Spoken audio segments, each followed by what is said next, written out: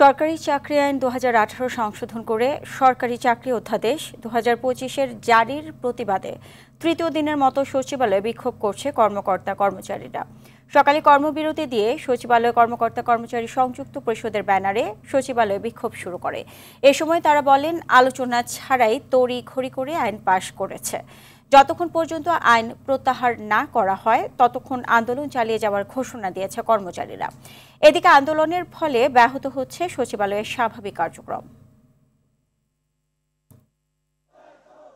সেখানে উনি কমিটমেন্ট করেছিলেন আমাদের সাথে আলোচনা করে চূড়ান্ত না হওয়া পর্যন্ত গেজেট নোটিফিকেশন করবেন না। বা দুর্ভাগ্যজনক উনি কালকে সারাদিন আইন মন্ত্রণালয়ে বসে থেকে এই গেজেট নোটিফিকেশন করে রাতের বেলায় আমাদেরকে পাঠিয়ে দিয়েছে। এই উনি বিচারিত করেছেন, উনি আমাদের সাথে মিথ্যা কথা বলেছেন। যারা এই আইনের সাথে জড়িত, কমিটির সাথে জড়িত, নীতি নির্ধারণী মহল, তাদের সাথে আমরা দফায় দফায় বৈঠক করেছি, তাদের সাথে নেগোসিয়েট করেছি। তারা আমাদের বিষয়টি উপলব্ধি করেছেন এবং এই নিবন্ধনমূলক আইন যাতে প্রবর্তিত না হয় আমাদেরকে আশ্বস্ত করেছেন। আশা করছি আজকের দিনের মধ্যে এটা প্রত্যাহার হবে। দর্শক, এই মুহূর্তে সচিবালয় থেকে আমাদের সাথে যোগ দিচ্ছে সহকর্মী বিল্লাল হোসেন। বিল্লাল, সচিবালয়ে যেসব কর্মচারীরা বিক্ষোভ করছে তাদের মূল দাবি এখন কি, আর এই বিক্ষোভের ফলে সচিবালয়ে কি ধরনের প্রভাব পড়ছে সেটা আমাদেরকে বিস্তারিত জানাবেন।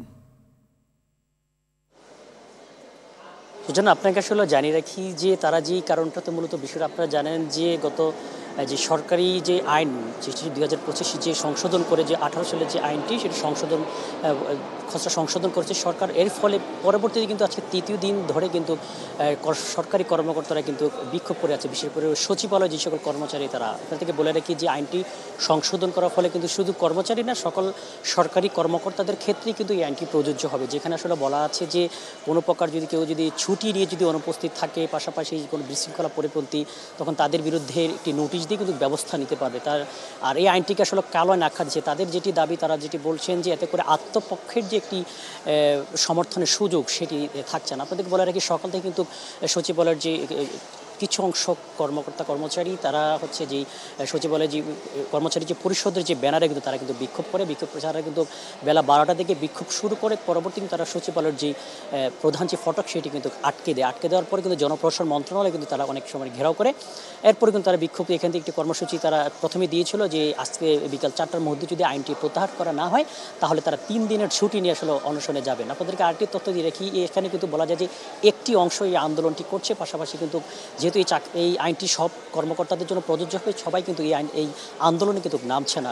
কর্মচারী পরিষদের যে একটি অংশ তারাই কিন্তু এই আন্দোলনটি করছে। পরবর্তীতে কিন্তু বেলা ১টা নাগাদ তারা প্রাথমিকভাবে বিক্ষোভ স্থগিত করে। সে বলছে যে আইন মন্ত্রণালয় যে আইন উপদেষ্টার সাথে কিন্তু তারা দুপুর ২:৩০ নাগাদ একটি বৈঠকের আসলে কথা রয়েছে। তার ওনার সাথে বৈঠক করেই কিন্তু পরবর্তী তাদের যে কার্যক্রম সেটি বলা রাখবে। আর স্বাভাবিক সচিবালয়ের যে স্বাভাবিক কার্যক্রম বলা যায় যে এখানে যে ১/৩ কিন্তু এখানে অংশগ্রহণ না করে স্বাভাবিক কার্যক্রম তেমনটাই প্রভাব পড়েনি বলা যায়। কারণ এখানে যারা আন্দোলন করছে সর্বোচ্চ ২ থেকে ৩০০ কর্মচারী আন্দোলন করেছে। বেশিরভাগ দপ্তরে কিন্তু স্বাভাবিক যে কার্যক্রম সেটি কিন্তু অব্যাহত আছে। তো এই ছিল সচিবালয় থেকে আমার কাছে সর্বশেষ।